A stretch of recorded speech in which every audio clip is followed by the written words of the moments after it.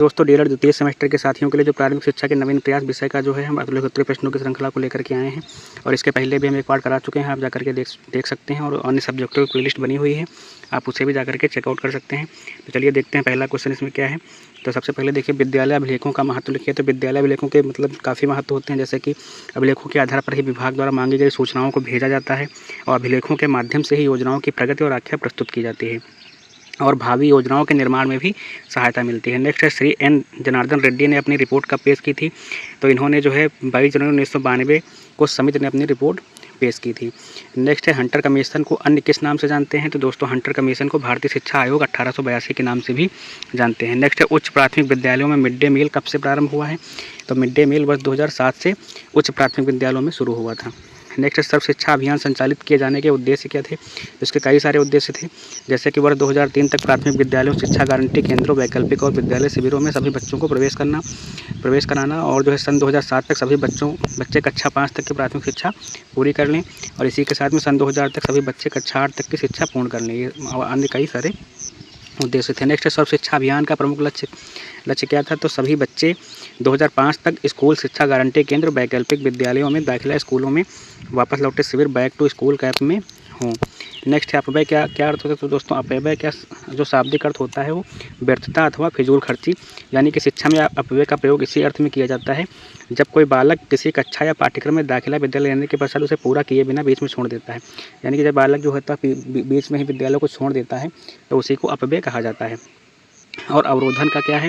तो अवरोधन का ये होता है शाब्दिक अर्थ कि अवरोध अथवा रुकावट आ जाना।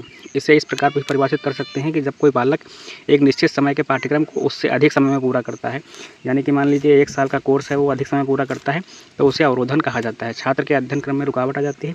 और भारत में टांग कमेटी ने सर्वप्रथम 1929 में इसमें हमारा ध्यान आकर्षित किया था। के अनुसार देखेंगे तो अवरोधन से हमारा तात्पर्य किसी बच्चे को निम्न कक्षा में 1 से अधिक वर्ष तक रोके जाने से है। मतलब जैसे कि कक्षा में अधिक वर्ष तक अगर रोकोगे तो इसे अवरोधन की संज्ञा दी गई है। नेक्स्ट है OB और SOPT और DPEP और NPEGL के जो है पूरे नाम बताइए। तो OB का होता है ऑपरेशन ब्लैक बोर्ड और SOPT का होता है special orientation programme for teacher और DPEP का होता है डिस्ट्रिक्ट प्राइमरी एजुकेशन प्रोग्राम और NPEGL का होता है national programme of education for girls at elementary level. Next है समवर्ती सूची में दिए गए विषयों पर नीति एवं कानून बनाने का अधिकार किसका होता है। तो समवर्ती सूची में जो होता है केंद्र और राज्य सरकार दोनों का होता है। नेक्स्ट है भारत के एक पंथ निरपेक्ष राष्ट्र की घोषणा का उल्लेख कहाँ पर किया गया है। तो संविधान के 42वें संशोधन में इसका उल्लेख किया गया था। नेक्स्ट है ईस्ट इंडिया कंपनी के आज्ञा पत्र का पुनरावर्तन किसके द्वारा किया जाता था। तो एक कंपनी के आज्ञा पत्र का 20 वर्ष के पश्चात ब्रिटिश पार्लियामेंट द्वारा पुनरावर्तन किया जाता था। नेक्स्ट है मैकाले शिक्षा द्वारा भारत में किस प्रकार का वर्ग तैयार करना चाहता था। तो मैकाले जो है अपने विवरण पत्र में लिखा था उसने कि हमें भारत में एक ऐसा वर्ग बनाना चाहिए जो रक्त और वर्ण में भारतीय किंतु रुचियों नैतिक आदर्शों और बुद्धि में अंग्रेज हों। मतलब रक्त और वर्ण में जैसे जो है वो भारतीय दिखें लेकिन जो है रुचियों नैतिक आदर्शों और बुद्धि में जो है अंग्रेजों की तरह हो। और इस बात से यह स्पष्ट होता है कि मैकाले भारत में ऐसा वर्ग उत्पन्न करना चाहता था जो पाश्चात्य सभ्यता का उपासक हो और ब्रिटिश शासन का भक्त बनकर अंग्रेजी राज्य की जड़ें मजबूत करने में सरकारी मदद कर सके। नेक्स्ट है उड के घोषणा पत्र या उड के आदेश पत्र में शिक्षा का माध्यम क्या निर्धारित किया गया था। तो इसमें अंग्रेजी और भारतीय भाषाएं। नेक्स्ट है यशपाल जी की अध्यक्षता में गठित समिति का उद्देश्य क्या था। दोस्तों इसका उद्देश्य जो था अधिगम की गुणवत्ता में सुधार करते हुए स्कूली छात्रों के विशेषकर छोटे बच्चों की पढ़ाई का बोझ को कम करने के उपायों के बारे में सलाह देना था। नेक्स्ट है ऑपरेशन ब्लैक बोर्ड के विद्यालयों को कौन सी सुविधाएं प्रदान की गई हैं।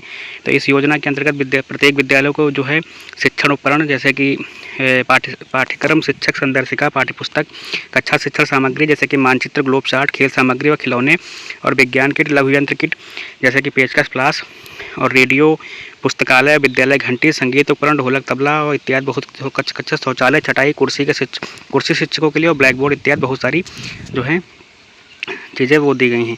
मोस्ट का जो है फुल फॉर्म क्या है। तो इसका होता है programme of mass orientation for school teachers. Next है प्रथम चरण में DPEP देश के किन राज्यों में लागू की गई थी। तो ये है 7 राज्यों के 42 जनपदों में प्रथम चरण में 7 राज्य जैसे कि मध्य प्रदेश असम हरियाणा महाराष्ट्र कर्नाटक तमिलनाडु केरल में लागू की गई थी। नेक्स्ट है ड्रॉप आउट के संदर्भ में DPEP का क्या उद्देश्य था। तो ड्रॉप आउट की दर को 10% तक कम करना तथा धारण क्षमता को 90% तक के बढ़ाना। नेक्स्ट है ECE का संक्षेप का अंग्रेजी पूरा नाम लिखो। तो इसका फुल फॉर्म होता है early childhood care and education. Next है प्रथम चरण में मध्याह्न भोजन योजना प्रदेश के किन जनपदों एवं विकास खंडों में लागू की गई थी? तो ये जो 38 जिलों में 248 विकास खंडों में संचालित की गई थी। नेक्स्ट है NCERT के 2 प्रमुख कार्य बताइए। तो अनुसंधान एवं नवाचार इसका कार्य होता है, आदर्श पाठ्यक्रम निर्धारित करना, और राष्ट्रीय शिक्षा संस्थान और अध्यापक शिक्षा, विशेष शिक्षा और विस्तार सेवा का इसके बहुत सारे प्रमुख कार्य हैं। नेक्स्ट है इंदिरा गांधी राष्ट्रीय मुक्त विश्वविद्यालय की स्थापना कब हुई थी? तो इसकी जो स्थापना 20 सितंबर 1985 में हुई थी। नेक्स्ट है कलकत्ता मदरसा बनारस संस्कृत कॉलेज की स्थापना किस उद्देश्य से की गई थी? तो इसकी जो है कलकत्ता मदरसे की स्थापना का मुख्य उद्देश्य इस्लाम धर्म तथा मुस्लिम कानूनों की शिक्षा देकर अंग्रेज न्यायाधीशों के लिए मुस्लिम सलाहकार तैयार करना था, जबकि बनारस संस्कृत विद्यालय की स्थापना का मुख्य उद्देश्य मनुस्मृति पर आधारित हिंदू कानूनों की शिक्षा देकर अंग्रेज न्यायाधीशों के हिंदू सलाहकार तैयार करना था। नेक्स्ट है मैकाले की शिक्षा नीति दोषपूर्ण होने के बावजूद इसका तत्कालीन भारतीय शिक्षा प्रणाली पर क्या दूरगामी प्रभाव पड़ा? तो भारतीय शिक्षा के इतिहास में मैकाले का क्या योगदान है, इस विषय में विद्वानों में मतभेद है एक्चुअल में। तो कुछ विद्वान मैकाले को भारतीय शिक्षा के इतिहास में मार्गदर्शक मानकर चलते हैं, और जबकि कुछ अन्य जो हैं ध्यान देने योग्य बात अगर देखेंगे तो मैकाले को भारतीय शिक्षा का अग्रदूत माना जा सकता है। वह पहला अंग्रेज विद्वान था जिसके विचारों से प्रभावित होकर एक ऐसी सरकारी नीति निर्धारित हुई जिसके प्राच्य पश्चात विवाद समाप्त हो गया और आधुनिक अंग्रेजी शिक्षा की नींव पड़ गई। और इसी प्रकार से अंग्रेजी शिक्षा ने भारतीय जनता में समानता, स्वतंत्रता और बंधुत्व की भावना उत्पन्न करके राजनीतिक जागृति उत्पन्न कर दी। तो इस प्रकार कुछ खामियां भी थी और जबकि कुछ चीज़ें अच्छी भी थी। ठीक। और नेक्स्ट है पूर्व प्राथमिक शिक्षा परियोजना के अंतर्गत शिशुओं के सर्वांगीण विकास हेतु कौन कौन सी योजनाएं चलाई जा रही हैं? तो इस स्तर पर शिशुओं को पढ़ना लिखना और गिनती ही केवल न सिखाकर उनके सर्वांगीण विकास हेतु खेल, कहानी, गीत तथा अन्य रोचक क्रियाओं का आयोजन किया जाता है। नेक्स्ट है सर्व शिक्षा अभियान के सफल क्रियान्वयन है सरकार द्वारा कौन सी योजनाएं चलाई जा रही हैं? तो सर्व शिक्षा अभियान के लिए जो है आपके सन 2003 तक प्राथमिक विद्यालयों, शिक्षा गारंटी केंद्रों, वैकल्पिक और विद्यालय शिविरों के सभी बच्चों को प्रवेश कराना था। सन 2007 तक सभी बच्चे कक्षा 5 तक की प्राथमिक शिक्षा पूरी कर लें, ये उद्देश्य था। और सन 2010 तक सभी बच्चे कक्षा 8 की शिक्षा पूर्ण कर लें, ये। और नेक्स्ट जैसे कि जीवन के लिए शिक्षा पर बल देते हुए संतोषप्रद गुणात्मक शिक्षा पर ध्यान केंद्रित करना, और 2010 तक के विद्यालयों में शिक्षार्थियों के सार्वभौमिक नियमित उपस्थिति सुनिश्चित करना इसके अनेक प्रकार के उद्देश्य थे। नेक्स्ट है कस्तूरबा गांधी आवासीय बालिका विद्यालयों की मॉनिटरिंग का क्या प्रावधान है? तो इसकी मॉनिटरिंग जो होती है जनपद स्तर पर डायरेक्ट प्राचार्य की अध्यक्षता में गठित जिला शिक्षा समिति द्वारा की जाती है। नेक्स्ट है भारत में निःशुल्क तथा अनिवार्य शिक्षा के उन्नति के मार्ग में मुख्य कठिनाई क्या है? तो शासन की कमजोर नीतियाँ और राजनीतिक कठिनाइयाँ, प्राइमरी स्कूलों के प्रबंध तंत्र में एकरूपता, नीति का अभाव, ग्रामीण और शहरी क्षेत्रों में विकास की विभिन्नता, शिक्षकों का अभाव भी है, अपव्यय और अवरोधन, इस प्रकार के बहुत सारे दोषपूर्ण पाठ्यक्रम सहित जो है उन्नत के मार्ग में कठिनाई के विषय हैं। नेक्स्ट है जिला प्राथमिक शिक्षा कार्यक्रम की रणनीतियों के विषय में संक्षेप में लिखो। तो इस कार्यक्रम की रणनीतियाँ जैसे कि देखेंगे बालिका शिक्षा को विशेष महत्व देना है, विद्यालय की प्रभावकारिता बढ़ाने पर बल देना है, वैकल्पिक शिक्षा का सुदृढ़ीकरण करना है और सामुदायिक सहयोग समानता पर बल देना है, अध्यापक दक्षता में भी वृद्धि करनी है। नेक्स्ट है सर्व शिक्षा अभियान की विशेषताएं बता दीजिए। तो सर्व शिक्षा अभियान की विशेषताओं में देखेंगे तो इस अभियान की सफलता पूर्णतः जनता की प्रेरणा एवं सामुदायिक सहयोग पर आधारित है। और नेक्स्ट जैसे कि संपूर्ण साक्षरता अभियान लक्ष्योन्मुखी है, केवल नामांकन वृद्धि करना इसका उद्देश्य नहीं है। और इस परियोजना विशिष्ट क्षेत्रों में समयबद्ध एवं शैक्षिक संस्थाओं, व्यक्तियों के आपसी सहयोग से परिणामोन्मुख है। और संपूर्ण साक्षरता अभियान को संचालित करने के लिए जिला स्तर पर पंजीकृत समितियों को अनुमति प्रदान की गई है। नेक्स्ट है न्यूनतम अधिगम स्तर से आप क्या समझते हैं? तो न्यूनतम अधिगम स्तर 3 शब्दों के योग से बना है, जिसका अर्थ है न्यूनतम मतलब जैसे कि कौशलता के अंश से है जो किसी निश्चित कक्षा के विद्यार्थियों द्वारा निश्चित समय में अर्जित किया गया हो। ठीक। अधिगम का मतलब समझ ही रहे हैं आप, सीखना होता है। तो बालक के व्यवहार से ऐसे परिवर्तन जिससे वह स्वयं को समाज में समायोजित कर सके। और स्तर की बात करेंगे तो स्तर शब्द का अभिप्राय उस स्थिति है जिसमें निश्चित समय में उपलब्ध कोई प्राप्त की जा सके। तो एट लास्ट कह सकते हैं कि न्यूनतम अधिगम स्तर जो होता है एक ऐसी प्रक्रिया है जिसमें निर्धारित किया जाता है कि बच्चे को अमुक या किसी निश्चित स्तर पर कम से कम कितना सीखना। महिला समाख्या कार्यक्रम क्या है? तो महिला समाख्या कार्यक्रम राष्ट्रीय शिक्षा नीति के अनुरूप महिला समाख्या योजना ग्रामीण क्षेत्रों में खासकर सामाजिक आर्थिक रूप से पिछड़े समूहों की महिलाओं की शिक्षा एवं उनके सशक्तिकरण के लिए 1989 में शुरू की गई थी। और महिला समाख्या कार्यक्रम का उद्देश्य समानता हासिल करने के लिए महिलाओं को शिक्षा है तो ऐसे माहौल का सृजन करना जिसमें महिलाएं ज्ञान और सूचना प्राप्त कर अपने समाज के विकास में सकारात्मक भूमिका अदा करने के लिए सशक्त बने। इस समय यह कार्यक्रम 10 राज्यों यानी आंध्र प्रदेश, बिहार, असम, छत्तीसगढ़, झारखंड, कर्नाटक, केरल, गुजरात, उत्तर प्रदेश और उत्तराखंड के 126 जिलों में कार्यान्वित किया जा रहा है। नेक्स्ट आपका प्राथमिक शिक्षा के संदर्भ में अपव्यय में अवरोधन का अर्थ स्पष्ट कीजिए। तो अपव्यय का आप जानते हैं कि जब कोई विद्यालय बालक छोड़ देता है कोर्स पूर्ण होने के पहले ही, तो उसी को बोलते हैं अपव्यय। और अवरोधन का तात्पर्य होता है जब एक बालक जो होता है एक ही कक्षा में 1 साल से अधिक समय या उस समय के अनुरूप जो है उससे ज़्यादा समय लगाता है, तो उसे अवरोधन की संज्ञा दी जाती है। नेक्स्ट है हंसा मेहता समिति 1962 के प्रमुख सुझाव क्या थे। तो इसके सुझाव में अगर देखेंगे तो लड़के लड़कियों की शिक्षा समान होनी चाहिए, अर्थात लिंग के आधार पर कोई भेदभाव नहीं करना चाहिए, ये थी। नेक्स्ट जिला प्राथमिक शिक्षा कार्यक्रम यानी कि DPEP के 2 कार्य। तो इसमें भौतिक और अकादमिक क्षेत्रों की क्षमता संवर्धन करना और प्राथमिक शिक्षा का विस्तार करना है, और विद्यालय में बच्चों का ठहराव बढ़ाना और उनके हास्य अवरोध लाना, हास्य में अवरोध लाना, मतलब विद्यालय छोड़ के बच्चे ना जाएं। नेक्स्ट है आरंभ में बेसिक शिक्षा परियोजना यानी कि BEP के अंतर्गत किन जनपदों का चयन किया गया था। तो इसमें जो 10 जनपद चलाए गए थे, इलाहाबाद, इटावा, बांदा, सीतापुर, सहारनपुर, पौड़ी और वाराणसी और गोरखपुर, अलीगढ़। नेक्स्ट है अभिनव बालिका शिक्षा परियोजना के 2 उद्देश्य बताइए। तो इसमें नामांकन में वृद्धि और बालिकाओं को आर्थिक सबलता प्रदान करना। नेक्स्ट है राज्य शैक्षिक अनुसंधान और प्रशिक्षण परिषद के किन्हीं 2 कार्यों बताइए। तो SCERT के कार्य जो हैं आप देखेंगे तो प्रारंभिक स्तरीय शिक्षकों के लिए सेवा पूर्व एवं सेवारत प्रशिक्षण कार्यक्रम का आयोजन, प्राथमिक एवं उच्च प्राथमिक कक्षाओं के लिए पाठ्यक्रम पुस्तकों का निर्माण करना और शोध सर्वेक्षण एवं नवाचार कार्यक्रम का संचालन करना। नेक्स्ट है NCTE की स्थापना कब हुई।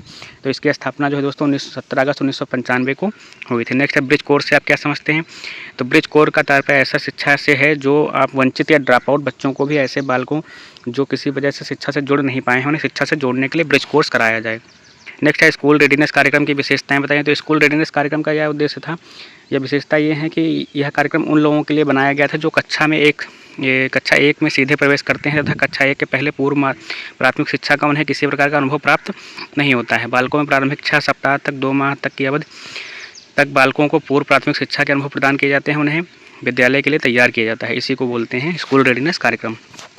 नेक्स्ट है मैकाले के निस्यंदन सिद्धांत से आप क्या समझते हैं।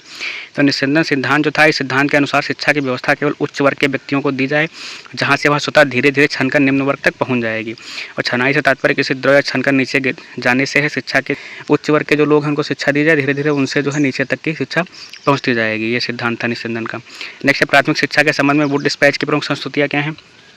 तो वुड डिस्पैच में जो है इस घोषणा पत्र द्वारा प्रथम बार यह अनुभव किया गया कि भारतीयों की शिक्षा का दायित्व सरकार पर है। नेक्स्ट है शिक्षा में छनाई के सिद्धांत को अस्वीकार कर दिया गया और जन शिक्षा के प्रसार पर बल दिया गया। जो वुड डिस्पैच था उसने जो है छनाई के सिद्धांत को अस्वीकार कर दिया था। और नेक्स्ट था शिक्षा प्राप्ति के लिए निर्धन छात्रों को छात्रवृत्तियाँ देने की सिफारिश भी की गई थी। नेक्स्ट जिला शिक्षा एवं प्रशिक्षण संस्थान की स्थापना किस शिक्षा आयोग की संस्तुति में। तो डाइट की स्थापना जो है वो राष्ट्रीय शिक्षा नीति 1986 के द्वारा जो है अक्टूबर 1987 में प्रत्येक जिला स्तर पर जिला शिक्षा प्रशिक्षण संस्थान यानी कि डाइट की स्थापना की गई थी। नेक्स्ट संविधान के अनुच्छेद 21A के भाग 3 के अंतर्गत मूल अधिकारों में क्या निहित है।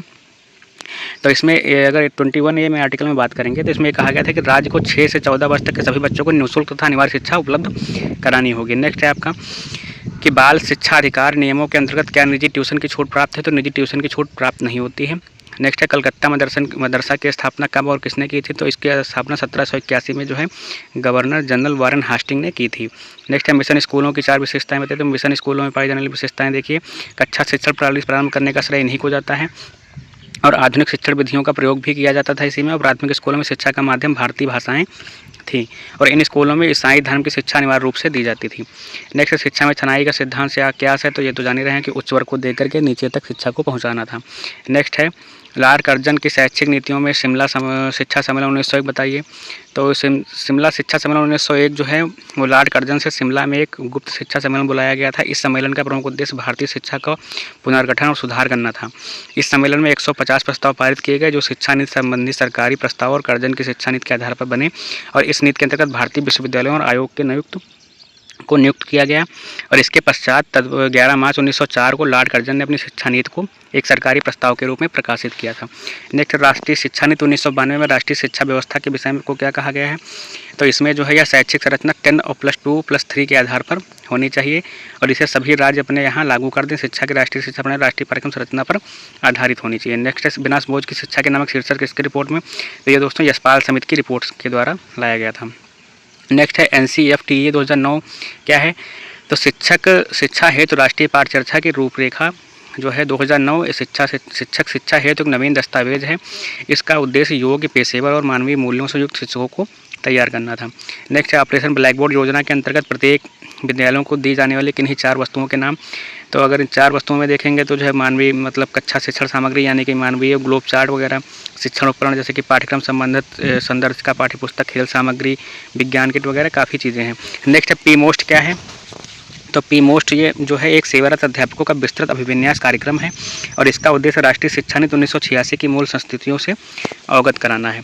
नेक्स्ट है एसओपीटी का पूरा नाम लिखिए। तो एसओपीटी का जो है प्राथमिक शिक्षकों का विशेष अनुस्थापन कार्यक्रम। और नेक्स्ट है एनपीजीवीएल प्राथमिक स्तरीय राष्ट्रीय बालिका शिक्षा योजना क्या है? तो यह सर्व शिक्षा अभियान के अंतर्गत एक ऐसा कार्यक्रम है जिसका उद्देश्य कक्षा 1 से 8 तक की बालिकाओं को शिक्षा के सार्वभौमिकरण के लिए अतिरिक्त सुविधाएं प्रदान करना था। नेक्स्ट है जिला प्राथमिक शिक्षा कार्यक्रम यानी डीपीईपी किस बैंक की वित्तीय सहायता से संचालित? तो ये विश्व बैंक की वित्तीय सहायता से संचालित होता है। नेक्स्ट राष्ट्रीय बाल श्रम परियोजना का उद्देश्य क्या है? तो इस परियोजना का मुख्य उद्देश्य बाल श्रमिकों का पुनर्वास तथा बाल श्रम समस्या का पूर्ण रूप से उन्मूलन करना होता है। नेक्स्ट स्वतंत्रता के समय भारत में साक्षरता कितने %? तो ये जो है 14% थी आपकी। नेक्स्ट लॉर्ड मैकाले ने अपने विवरण पत्र में भारत में शिक्षा का क्या उद्देश्य बताया था? तो भारत में शिक्षा का उद्देश्य अंग्रेजी शिक्षा के माध्यम से यूरोपीय आवश्यक सुविधाओं को सुलभ कराना था। नेक्स्ट पोषाहार वितरण योजना में कितने कैलोरी ऊर्जा बालकों को देने की व्यवस्था है? तो इसमें जो है 450 कैलोरी देने की व्यवस्था है। पूरे देश में लागू किया गया था 15 अगस्त 1995 को। ठीक है। और इस योजना के तहत न्यूनतम 200 दिनों हेतु निम्न स्तरीय स्तर के लिए प्रतिदिन न्यूनतम 300 कैलोरी ऊर्जा एवं 8 से 12 ग्राम प्रोटीन तथा उच्च प्राथमिक स्तर के लिए 100 कैलोरी ऊर्जा एवं 20 ग्राम प्रोटीन देने का प्रावधान है। नेक्स्ट है एनसीएफ 2005 का अस्तित्व किस रिपोर्ट के आधार पर आया था? तो ये जो है नई शिक्षा नीति जो है 1986 की और 1993 में संशोधित हुई और एनसीएफ 2005 का अस्तित्व 1993 में 1986 के संशोधित समिति से अस्तित्व में आया था। नेक्स्ट शिक्षा के सार्वभौमिकरण से क्या आशय है? तो सार्वभौमिकरण का आशय ये होता है कि सभी के लिए अनिवार्य रूप से शिक्षा और निःशुल्क रूप से उपलब्ध कराया जाए। बाल अधिकारियों की घोषणा कब और किसके द्वारा की गई? तो बाल अधिकारियों की घोषणा जो है 20 नवंबर 1989 को की गई थी। इसका मूल उद्देश्य विश्व के समस्त बालकों हेतु मूलभूत जो है मानवीय अधिकारों को सुनिश्चित करना है और इसकी जो है घोषणा जो है संयुक्त राष्ट्र संघ के द्वारा की गई थी। नेक्स्ट पी मोस्ट कार्यक्रम का पूरा नाम लिखिए। तो ये तो जानते हैं जो है programme of mass orientation for school teachers. Next है संपूर्ण साक्षरता अभियान का प्रेरक वाक्य क्या है? तो इसका जो प्रेरक वाक्य था एक पढ़ाई एक और एनसीईआरटी के प्रमुख कार्य। तो एनसीईआरटी में अनुसंधान, नवाचार, आदर्श पाठ्यक्रम से विज्ञान किट वगैरह काफ़ी चीज़ें होती हैं। नेक्स्ट है डीपीईपी का प्रारंभ किस योजना के आधार पर किया गया है? तो इसका जो है संशोधित राष्ट्रीय शिक्षा नीति 1992 के अनुसरण में शिक्षा को सर्वसुलभ बनाने के लिए विश्व बैंक की सहायता के द्वारा किया गया था। नेक्स्ट है भारत में निःशुल्क होने वाली शिक्षा की उन्नति का मुख्य कठिनाई क्या है? तो इसमें नामांकन की सार्वभौमिकता का अभाव है, शिक्षा को बीच में छोड़ने और अपव्यय और अध्ययन जैसे बहुत सारी चीज़ें हैं। नेक्स्ट है बीईपी क्या है? तो बीईपी मतलब शैक्षिक शिक्षा परियोजना जो है 5 अक्टूबर 1993 से प्रभावी है। यह परियोजना प्रदेश में बेसिक शिक्षा की व्यवस्था है संचालित की गई। इस योजना के अंतर्गत बेसिक शिक्षा के सार्वजनिकरण पर मुख्य रूप से महत्व दिया गया था और सार्वजनिकरण के लक्ष्य की प्राप्ति हेतु विद्यालयों में बच्चों के नामांकन में ठहराव की वृद्धि करना और गुणवत्तापूर्ण शिक्षा उपलब्ध कराना इसका उद्देश्य था। नेक्स्ट है सीटीई किस स्तर के शिक्षकों को तैयार करता है? तो यह जो है सीटीई जो है माध्यमिक स्तर के शिक्षकों को तैयार करता है। नेक्स्ट है पी मोस्ट कार्यक्रम का मुख्य उद्देश्य। तो एनसीईआरटी नई दिल्ली द्वारा जो है 1986 में यह कार्यक्रम प्रारंभ किया गया था। तो राष्ट्रीय शिक्षा नीति 1986 की संस्तुतियों से अवगत कराना इस कार्यक्रम का मुख्य उद्देश्य था। नेक्स्ट है बेसिक शिक्षा परियोजना के अंग कौन से हैं? तो बेसिक शिक्षा परियोजना के विद्यालय सुलभ कराना, नामांकन उपलब्ध प्राप्त करना, सतत शिक्षा देना। नेक्स्ट है ब्रिज कोर्स से क्या आशय है? तो ब्रिज कोर्स से तात्पर्य ऐसी शिक्षा या कोर्स से है जो वंचित ड्रॉप आउट बच्चों को, ऐसे बालकों जो किसी वजह से शिक्षा से नहीं जुड़ पाए हैं, उन्हें शिक्षा से जोड़ने के लिए ब्रिज कोर्स कराया जाए। नेक्स्ट है प्राथमिक शिक्षा की प्रमुख समस्याओं का उल्लेख। तो प्राथमिक शिक्षा का महंगी होना है, स्कूलों की अनुपलब्धता और अपव्यय अवरोधन, दोषपूर्ण शिक्षण प्रक्रिया जैसे बहुत सारी चीज़ें आप लिख सकते हैं। नेक्स्ट शिक्षा का संविधान में समवर्ती सूची में रखने का क्या उद्देश्य है? तो शिक्षा को समवर्ती सूची में रखने का उद्देश्य यह था कि शिक्षा से संबंधित निर्णय राज्य एवं केंद्र सरकार दोनों आवश्यकतानुसार ले सकें। नेक्स्ट है स्कूल चलो अभियान का प्रारंभ हुआ। तो ये जो है दोस्तों 1996 से प्रारंभ किया गया था। नेक्स्ट है भारत में ईस्ट इंडिया कंपनी का प्रवेश कब हुआ था? तो ईस्ट इंडिया कंपनी जो 1600 ईस्वी में भारत में आई थी। नेक्स्ट है कलकत्ता मदरसा की स्थापना किसने की? तो 1781 में वारन हास्टिंग द्वारा की गई थी। नेक्स्ट राष्ट्रीय स्तर पर शिक्षा के अभिकरण कौन कौन से हैं? तो अभिकरण में देखेंगे तो एनसीटीई है, एनसीईआरटी है, एनआईईपीए है, इग्नू है और एनआईओएस जैसे बहुत सारी संस्थाएँ और वो हैं। तो दोस्तों हमारे चैनल को सब्सक्राइब कर लीजिएगा और वीडियो को लाइक कर दीजिएगा और हमने अन्य सब्जेक्ट की प्लेलिस्ट जो है वो भी अपने चैनल पे अपलोड कर दी है, आप जा कर के देख सकते हैं सारे